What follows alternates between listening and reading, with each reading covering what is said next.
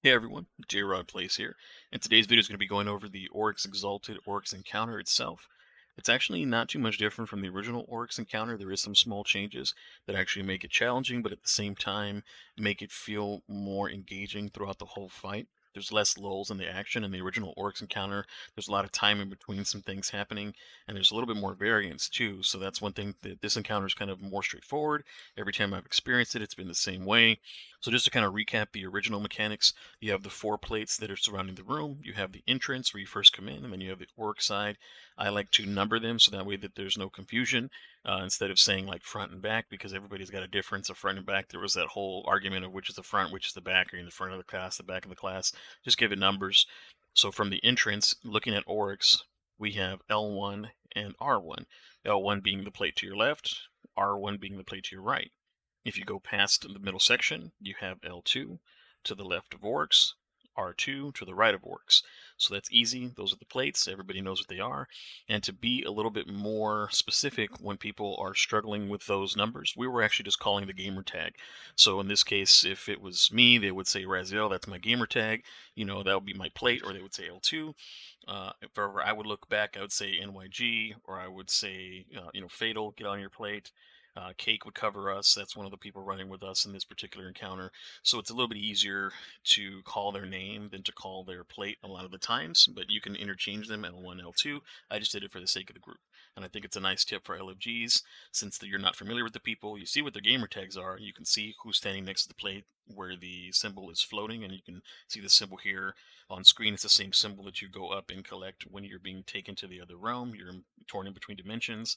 And that's going to be the easiest way, I think, to organize people into their plates is calling their name or calling L1R1, L2R2. So now that we've got the positioning down, let's go into the main mechanics. Oryx will start the encounter by picking a plate, left or right side, and then 1 or 2, of course. When he reaches the plate, what he'll do is he'll slam down his fist. After he picks up his fist, you have to wait until the plate itself begins to glow green. If you jump up early, it'll glow red and start to deal damage to you, delaying your encounter time. So just wait until the plate is fully glowing green, jump onto the plate, and that's going to activate the mechanics. At that point, somebody will be torn between dimensions. That person will see kind of like a gray haze across their screen, and they'll be translucent. They'll also be able to see, once they get up onto one of the plates that's active, where the orb is that they need to go to pick up.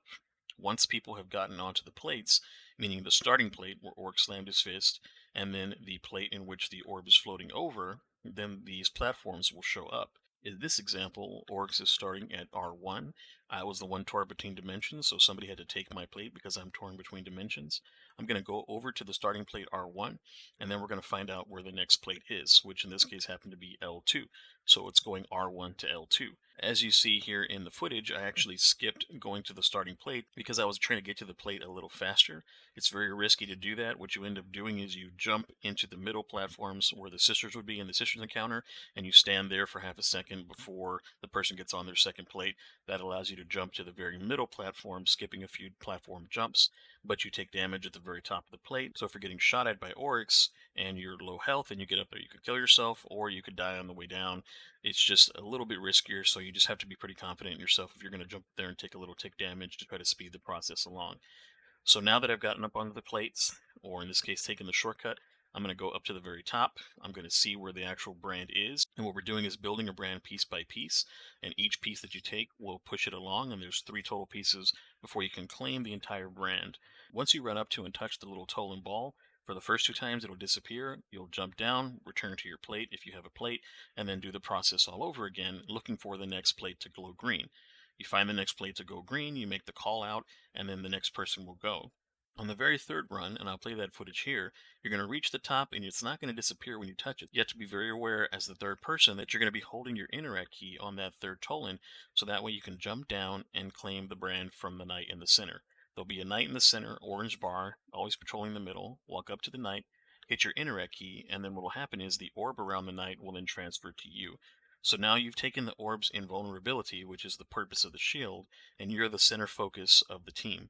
The teams, as you're going up to get the third Tolan to take the brand, will then begin to get in position. And when I say get in position, I mean in position of the bombs. Now, the bomb mechanics are going to be tied to 3 things: a set of ogres, multiple sets of knights, And these black orbs on the grounds that the ogres will leave when you kill them, they should need to detonate to prevent a white mechanic coming up for the damage phase.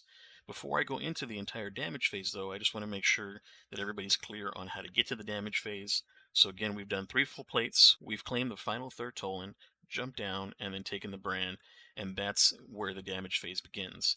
Before we get to the damage phase, though, everybody who hasn't been torn between realms and who's not dealing with the Tolan symbols has a job on their own. People that are on their plates and the floaters are going to have to focus on mechanics that are going to be happening around them while the person is jumping to get the Tolan symbols.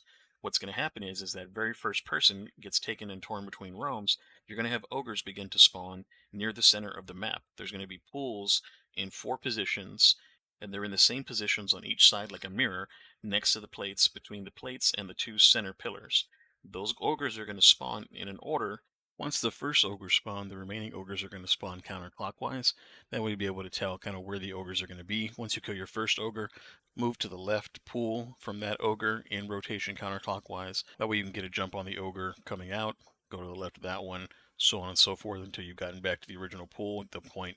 Then you can help look for the knights, and then you can move into the next portion of the plate phase. They have a little bit more health, and as each week goes on, they're going to have a little bit more health in the minus 15 and minus 20 power, but a good sniper rifle, or you can use a little bit of heavy, will take them down. And this week, it was solar, so that heavy for me was Whisper of the Worm.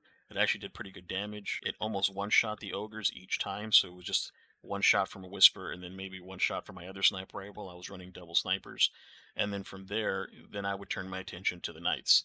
Now, the knight mechanic in the old Oryx encounter was just one knight in each corner, spawning from where the thralls spawn at the beginning of the encounter, and working their way across the map diagonally toward the bomb the ogre left. Their job is to get into the bomb, plant their sword, and essentially eat the bomb, preventing you from getting more damage time on Oryx. So your role as somebody who is not involved in the jumping is to kill the ogres. Once the ogres are dead and you've killed the ogres that you've seen, either from your plate or moving side to side if you're one of the floaters, that's your main responsibility. You're going to then turn around and look for your knight. The knights kind of spawn staggered. They don't always spawn at the same time, but they will spawn in those corners where the thralls spawn, in an area that looks similar to the ogre pools, but of course in the very corners. They have an arc shield, so they're pretty easy to see out of your peripheral vision. And again, they're going to run across diagonally toward the bomb, so they'll have to run through your vision as well, as long as you're paying attention. What I did during the encounter, if I wasn't torn between realms, is I would burn them down with my primary weapon, which happened to be solar, taking advantage of the burn. That would actually get rid of the shield fairly quickly, and then I would either snipe them a few times with my special sniper rifle, or I think one shot with the Whisper of the Worm. If I saw that there was like a bunch of heavy on the ground, I would use the Whisper to kill them quickly. If I saw a bunch of special ammo on the ground, I would use my special ammo to kill them not as quickly, but still fast enough that they weren't a threat. And if they reach the center, that's when you start using abilities on them, trying to stun them, do everything you can to prevent them from stealing a bomb, so that way you don't lose time, lengthen the encounter, and not get a 1 or 2 phase on Oryx. In the minus 10, you can easily 2 phase. Some people still get in the 1 phase in the minus 10, and the minus 15, it'll probably be a 2 phase, and in the minus 20, who knows, might be 3 phases.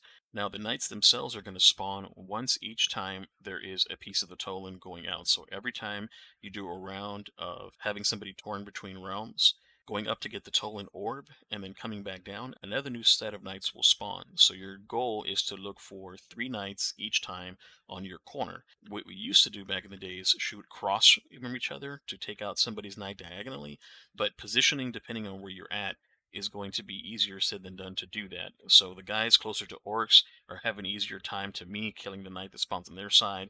The guys closer to the door probably want to shoot diagonally, so that way they can actually take out their knights that they can see a little bit easier, depending on what's going on at the time. But the goal, again, is to make sure none of those knights get by you. You don't want to be that person that misses your knight and costs you the run. If you're the 2 people in the center, the floaters, and a plate person gets torn in between dimensions, it's then your job, whatever side you're on, either the Orc side or the door side, to take that knight. So you have to take their knight, and if it's the 3rd round and they get torn between realms, the person who's floating who doesn't have a plate, it's going to be your job to go to their bomb to get ready for damage phase. And so now that we've gone through both roles, the people that are torn between realms and the people who are on the pillars, people who are dealing with the knights, and the bombs are there on the ground in the pools where the ogres spawn, they usually die in place. Once you have somebody going up for that third brand, your job then, if you're not on a plate, and after you killed your knight, is to go and stand by your bomb and wait for Oryx to slam his fist down. Oryx will still be by one of the plates. He'll slam his fist down, and as his fist is coming down, a message on the bottom of the screen will pop up talking about Oryx summoning the darkness. That's your cue as a bomb person to step into the aura of the bomb. There's going to be a black aura around these orbs, and then the bomb will begin to scintillate a little bit, and it'll start changing colors. You'll start to hear a noise building up in the background, and then you'll see your name show up on the bottom left-hand corner that you've essentially detonated the bomb. And once you see your name showing that you've armed the bomb, your goal is to then book it right toward the orb. That orb person, the person that took the brand from the knight, should be standing dead center in between the two pillars in the middle to give each person equidistant time to get back to DPS.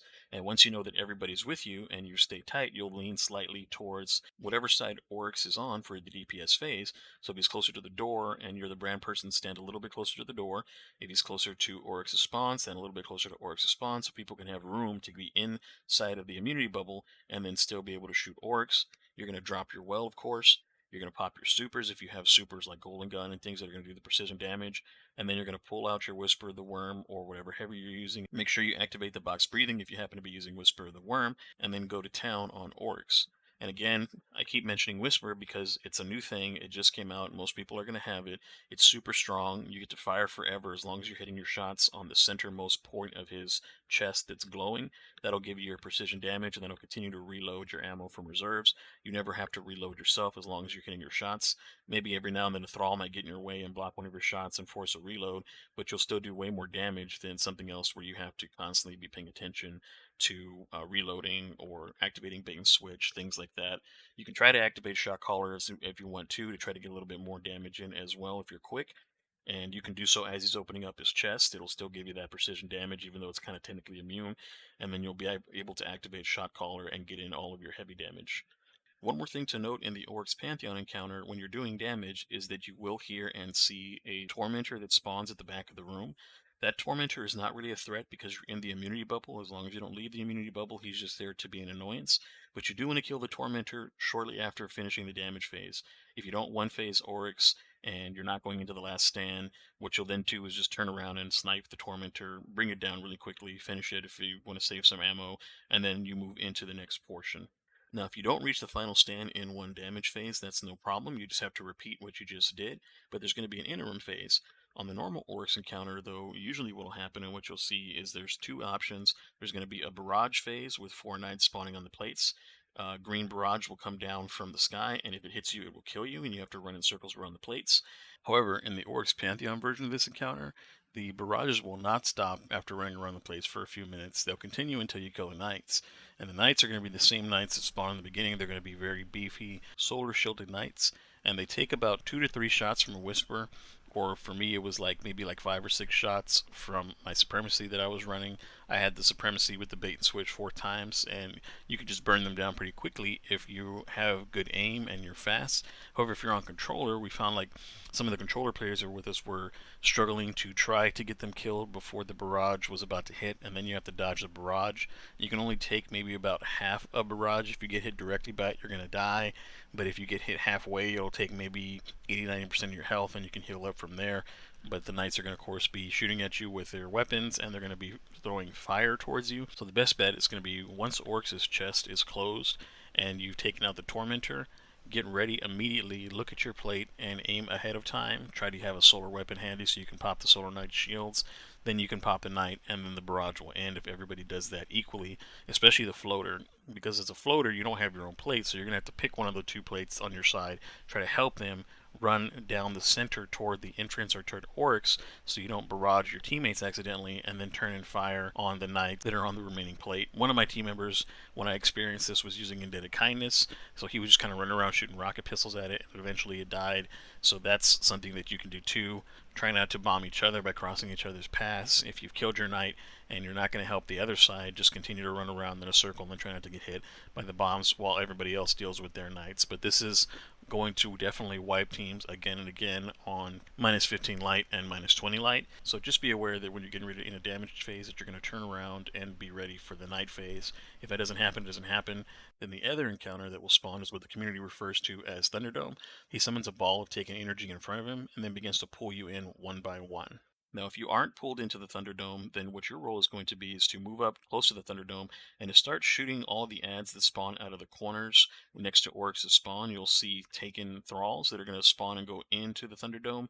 If you can kill them before they get in, that'll actually help the teammates that are inside the Thunderdome from taking additional damage and having additional things in the way of them trying to complete their role. If you happen to be teleported into the Thunderdome, you'll be inside an area with like a white misty border around a circular zone, and from there, what you'll see in the distance is going to be a shade of Oryx. So it's going to be what Oryx looks like when he's in a smaller form. He'll be floating around. And in the Oryx Exalted encounter, there's two of them. It used to be just one. You would kill that one and it would teleport everybody out so that you can prepare for another plate phase. However, in this case, there's two of them. Once you kill both of them, of course, then you'll be going out and preparing for another plate phase. But it's easier said than done because they teleport back and forth. They're hard to see sometimes. They'll come into the middle and try to sword you. So again, if you're running snipers and you're a good shot, that's what you're going to stay with. If not, and you're not using a damage super during the damage phase of Oryx, this is a good time to try to hit your super on those knights as they come into the center, or if you can hit them as they teleport side to side and not miss, that's a good time to use your super then to knock them out really quickly. Once everybody has done so and either snipe down, DPS down the two shades of Oryx that are inside of that dome, then you'll be teleported back out and you move into another plate phase, and it's a rinse and repeat from here until you get to the final stand. Now, the final stand, while it's similar to the damage phase that you just were in before, you're going to make sure that your timing is right on the final stand. A lot of people will mess this up. Once Oryx has closed up his chest from the damage phase, he'll then go back to his original spawn location and he'll start to summon the darkness again. You'll still have your immunity bubble from your damage phase, but what you're going to do is you're going to position yourself a little closer to Oryx in between plates L2 and R2 and near the pillars. That person with the shield, it's imperative that that person does not move. If that person moves, you'll get somebody killed during the bomb detonation that's going to be happening, as two more ogres will spawn, one to your left and one to your right if you're facing Oryx. You'll kill those two ogres.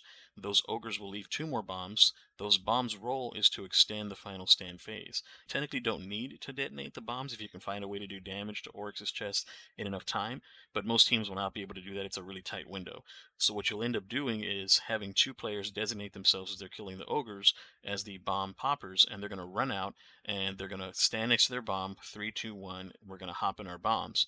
The reason you do it rather quickly is because his wipe mechanic is a little bit faster when he's actually doing the last stand. So you don't have to all the way wait until he's doing that, because as you're sitting in the bombs and arming them, he'll begin the wipe mechanic, and then you guys jump back into the immunity bubble with everybody else. You pop the well, he'll get stunned, and now you have more time to shoot his chest. Of course, if you have Whisper of the Worm, if you still have some Whisper of the Worm ammo, or your primary sniper, if you're running a primary sniper like I was, you just dump all your ammo into him, and he should be dead no problem. On the -10, it's not going to be that tight. On the -15, it'll be a little bit tighter.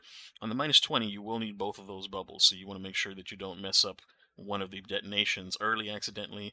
Some people can actually Some people have actually staggered them, so you can actually detonate one and then go back and detonate another one to give you another immunity time. You don't have to stack them up if you don't want to. It's just easier to stack them up, so you do them simultaneously. Go back to the middle, shoot his chest, and that'll be the end of the encounter.